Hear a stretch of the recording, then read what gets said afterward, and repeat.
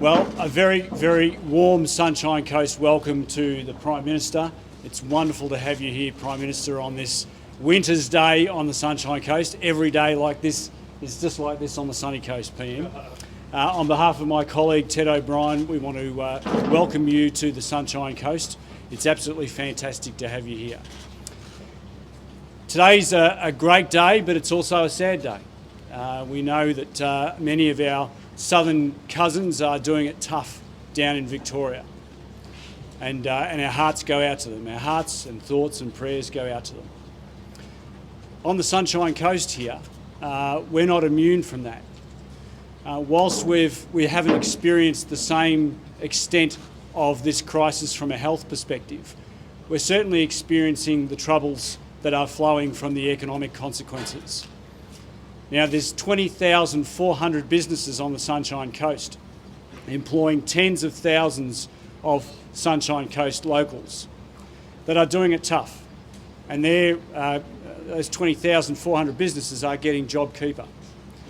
And almost every day, when I go out and talk to businesses throughout the electorate, they all say one thing, PM, and that is, thank you so much for JobKeeper. Because but for JobKeeper, they wouldn't have businesses today. And if they didn't have businesses today, the tens of thousands of employees that they keep in work would be unemployed. So on behalf of those 20,400 employers, PM, on behalf of all those employees, I say thank you. And many of them have expressed to me and said, please tell the PM how grateful we are for the assistance that we've provided as a government. So thank you for your leadership, PM. Thank you for the leadership of the Treasurer. It's been a difficult time, but Sunshine Coast locals are resilient. They are tough. Just like all Australians, we will get through this together. PM, welcome to the sunny coast. It's great to have you here. Thank you. Well, thank you, Andrew and Ted, and thank you particularly to Heidi and Pavo. It's great to be here at Walker Seafoods. I'd like to make a few comments, though, before I talk about the reason for us being here today, about the situation in Victoria. Each day I've been obviously connecting with the Aged Care Minister, the Healthcare Minister, been in contact with Premier Andrews, the Secretary of the Health Department, the Chief Medical Officer, the Acting Chief Medical Officer, has been working closely with their counterparts in Victoria. The situation remains very concerning, and particularly in relation to the aged care situation in Victoria. We have just over 80 facilities out of just over 430 in Victoria which have been affected, not all severely, but some of those cases have been far more severe. And I'll be returning to Canberra later this morning to engage directly again over the course of this week. I had been planning to be in Queensland for the next few days because we really are dealing with a health crisis and we are dealing with an economic crisis. And here we are today to be highlighting the important steps we're taking to support the Australian economy through the economic crisis, the COVID recession. And Walker Seafoods is a great example of businesses that are taking advantage of the supports that are there to ensure that they can keep people in work and they can look forward and see their business recover and move forward into the future with confidence. In relation to Victoria and aged care, the Victorian Aged Care Response Centre has been stood up now for several days. That brings together the Commonwealth officers, both in emergency management and the Federal Department of Health, with their counterparts in Victoria. Now, the situation in Victoria aged care is very complex. You have a combination of the community transmission, which is widespread in Melbourne, finding its way into many facilities. And in particular, it has found its way into the aged care workforce. The standing down, necessarily, of many in that workforce has had a very significant disruption to the provision of care in those facilities. The Commonwealth has been working, including with other states, to ensure that we can plug those gaps wherever we possibly can. But I want to be upfront with you. It's very difficult and it's very hard to get people into those positions, particularly given the complexity and difficulty of the situations they're facing. And last night in particular, we had ADF officers, nurses, being put into a night shift in a Melbourne facility, and we were able to arrange that quite late in the evening, about 11 o'clock. And so there is no effort being spared to ensure that we can get the people to the places they need to be. An important part of the process that we've been following has been to transfer those who have COVID in particular out of aged care facilities into both public and private hospitals. This is a very important part of the plan that is being implemented that relieves the stress on those facilities where there are patients, I should say residents, who are able to be accommodated in those facilities in single rooms and appropriate facilities. There has been significant PPE that has been provided to the aged care sector in Victoria, both leading up to this time over many weeks, and more is being provided. The training was provided, but it's important with the leadership in these facilities that is being adhered to, and further steps are being taken to ensure that that is taking place. The disruption to the workforce, which has included the disruption of the management workforce in those facilities, means that you have significant problems ensuring a continuity of communication with families. And I know that must be terribly heartbreaking for those families and incredibly difficult. And Richard Colbeck, the Minister for Aged Care, I've tasked specifically to be focusing on ensuring that we do everything we can to fill those holes when it comes to communications with families. There is disruption and we would ask for patience, but I understand that that patience is very hard to come by when you're talking about a loved one who's been affected by COVID and what's been occurring in these facilities. COVID is a difficult beast to manage, and it means that there will be difficult tasks and there will be hard times and there will be complex solutions that are necessary. But the way we get on top of it is the way we're acting by working together. The Victorian and the federal government are working together, whether it's on the issues that the state government have been pursuing, whether it's on their testing or tracing regime. As I said in previous press conferences, we've got over 1,400 ADF personnel on the ground and many hundreds more of Commonwealth officers who are available to support that work. And that includes now in getting nursing workforces into aged care facilities. That is a key task at the moment, and I want to thank particularly the South Australian government. I spoke yesterday with the Premier to seek his support in getting additional nursing care resources into Victoria, and we're working through those issues, and where other states are able to assist and in a position to do so, then we'll be welcoming that as well. So I'll be returning to Canberra, obviously to work closely with our Department of Health and Minister Hunt, as well as Mr Colbeck, to ensure we're doing everything we can to address that situation in Victoria, particularly in relation to aged care, and we will provide further updates. Minister Hunt will be standing up later today. I've been in constant contact with him, as well as the regular briefings that we have on a daily basis. And after discussing the matter with him earlier today, I thought it was best that as much as there are some tremendous things and I wanted to hear from up here in Queensland over the next few days, I think the urgency of the situation requires me to return to Canberra.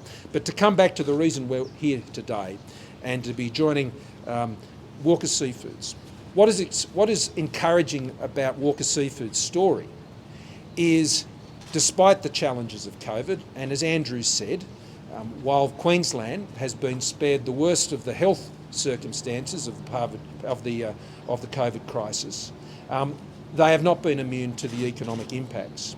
But what I've been inspired by businesses all around the country, whether it's been in my own electorate in southern Sydney or here or over in Western Australia or the Northern Territory, has been the determination of Australian businesses, particularly small and medium-sized businesses, to find their way through, to look at the assets and the resources they have, whether it's the fishing vessel we see there, whether it's the equipment we see behind us, the people and the staff that they have, and how they can adapt to find their way through. And with the support of the instant asset write-off to get the blast freezer, with the support of JobKeeper, which has kept 13 employees out of a staff of 50 on the tools here at Walker Seafoods, and the cash flow support and the subsidises of freight flights, which has enabled them to get their tuna to Japan and to Americas, I should particularly say, means that they've been able to find their way through. And after taking an extremely heavy hit, they're building their business back up. And that's the way out for Australia. This is a business which has not let its head drop. This is a business that has kept its eyes forward and looking at their opportunities and how they can adapt. That is the way through. And that is why we've put in place the measures that we have, whether it's what I've already referred to with the instant asset write-off, with JobKeeper, with the cash flow support, which continues, or on top of that, it's the work we've done in the construction sector or the entertainment sector, or up at Australia Zoo, not too far from here. More than $3 million of support in JobKeeper, in support through our grants program to help them feed their animals and keep the zoo running. All of these businesses we've been taking a very micro view in on to see how we can help them and support their plans. They're leading it, we're supporting them. And that's what my government will continue to do to ensure we not only address the very real health crisis that we face, but that we address the economic crisis as well, and we keep Australians in jobs and we emerge more strongly. Happy to take questions. Prime Minister, would you be expecting more help from Queensland to help with resources in the Victoria situation? Well, we appreciate the support the Queensland Government has already been providing. All states and territories have come to the aid of Victoria, and I know Premier Andrews is also very grateful for that, as am I. And there is largely a standing offer from all states and territories where they can. It's a matter of matching what they have available to the need that's there. But through the National Cabinet, it's been a very transparent process. Needs have been openly shared, and support has been very forthcoming. So I would have no doubt that if we sought something from Queensland that they were able to assist us with, they'd move very quickly to help. Given that the risk of cross-infection in aged care homes has been known since back in March, why has it sort of taken so long until this week to prevent workers working in those homes to stay within one facility? Well, the difficulty is the nature of the workforce and the necessity to keep a workforce in place to provide care to residents. Otherwise, those residents would be abandoned. And the infiltration of the community spread of the virus through staff has been of particular concern, and it has happened very, very quickly. So managing the aged care workforce has been very difficult in Victoria. It's not a simple issue. It'd be nice to say that there are simple solutions to these complex problems, but there are not. And there are no fail-safe or foolproof solutions that you can put in place. All we can do is what we are doing, and that is working together and being very transparent and upfront with people. I established the Aged Care Royal Commission, and the Aged Care Royal Commission is already looking at issues relating to COVID in terms of what occurred in New South Wales, and I would expect them to be looking at what has occurred in Victoria as well, and we're very open to that. You can expect me to be very open with the Australian people about the challenges we face there and how we're dealing with them. Prime Minister, given that aged care is a federal responsibility and this coronavirus crisis in Victoria has been unfolding for some weeks now, why today has it hit crisis level for you and your client? Well, today we had planned to be here over several days, but the escalation of the workforce challenges necessitates me to return. It is a shared responsibility with Victoria in the following sense, that when a public health issue arises, obviously public health is a matter for state governments, and whether there's a public health issue in a school or an aged care facility or a museum or a workplace or anything like that, the state governments have public health responsibility for those things. For the regulation of aged care facilities, of course, that's a matter for the federal government. So there are shared responsibilities there, and that's why the Victorian Aged Care Response Centre has been set up, bringing together all of those who work on these problems. The workforce issues are very challenging, and that's why it's important that the workforce, the nursing workforce in both private and public hospitals is available to support those needs. Now that can be with the direct transfer of residents and who've become patients into those facilities, or otherwise freeing up those nursing staff availabilities to support in those aged care centres. What do you make of the state government's handling up here of the crisis? There's been a lot of criticism and calls to open the borders, but given what's happened in Victoria, what do you make of how the state government in Queensland's handled it? Well, look, the Queensland Government have worked closely as part of the National Cabinet process. We've all worked together. I've worked closely with the Queensland Premier on numerous items, and I thank her for the way that she's engaged in such good faith, as I do all the Premiers. I mean, that has been the way we've sought to handle this crisis. We haven't been running a commentary on each other. There's plenty in the media to do that. What we've done is just simply tried to help each other and work with each other. There are disagreements from time to time.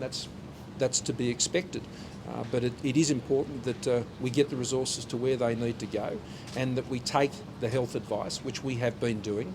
And the principal source of health advice for the National Cabinet is the National Expert Medical Panel, which has representatives of all the Chief Health Officers of all the states and territories together with the Chief Medical Officer. And we have been following their advice together as a group now since the inception of this crisis. Prime Minister, what would you say to those people, given the gravity of the situation, those people who are trying to turn the public response into a civil rights issue? I mean, are they hampering our ability to be able to respond to the crisis? Look, it's important that we follow health advice. That's important for your own personal health. It's important for public health. There is no agenda behind public health advice. They are simply trying to give us as leaders the best possible expert opinion on how we can keep Australians safe. And it's important that together, collectively, we share the responsibility in doing the right thing by each other. Now, governments are looking to keep people safe. It's our first responsibility. Governments are working to try and keep people in jobs, to ensure that people do not get into hardship. And we've been able to ensure that hundreds of thousands, if not more than that, have been supported through this COVID recession, and will continue to be, so that economic hardship doesn't wreak even worse outcomes on Australians. So I think it's important for people to remain practical, to leave all the politics and everything else aside. That's what we're doing as premiers and prime ministers and chief ministers. We're just leaving all that to one side, and we're just focusing on the problems and seeking to solve them together. The United States has flagged ambitious and coordinated defence initiatives with Australia. What would that look like here, and is it necessary? Well, Australia makes its decisions based on our own national interests and our own timings and our own assessments of what decisions we make. We have the greatest of alliances and friendships with the United States, and our Minister for Defence and Foreign Affairs is in Washington as we speak, and having the regular Aus-Min dialogue. And so, look, we work closely together in seeking to secure peace and stability in our region. That's what's good for Australia, and where our actions together contribute to peace and stability in our region, then that is very much in Australia's natural interest. But we make those decisions as a National Security Committee and as a Cabinet based on the merits of each and every call. Prime Minister, what risk does that potentially pose to Australia from China? Well, I don't believe it poses a risk when we're acting to secure the peace and stability of the region. Peace and stability of the region is in the interest of everybody in our region, and that would include China. Prime Minister, being here in Queensland, we've seen the state become somewhat of a home away from home for major industries and sporting teams. How else can the state help keeping key industries going, and do you have any ideas? Well, what I welcome from the states is where they add to the initiatives that the Commonwealth is putting in place. I mean, the Commonwealth in economic support has already committed some $290 billion. Now, states have added about $40 billion of support on top of that, collectively, all of them together. And we welcome that. But I think at a state level, where states can go that extra yard, where they can deal with a specific issue that is very germane to their state and seek to create opportunities, then we would encourage that. In my home state, they just made an announcement yesterday about stamp duty. Now, I'm not saying Queensland should do that. All I'm saying is that states will make an assessment of what they consider is going to build on the economic platform that the federal government has provided. And we would welcome that. We already are doing quite a lot together on the infrastructure side, on roads and many important projects which we've brought forward. Almost $10 billion worth of project around the country we've brought forward with the support of the state governments.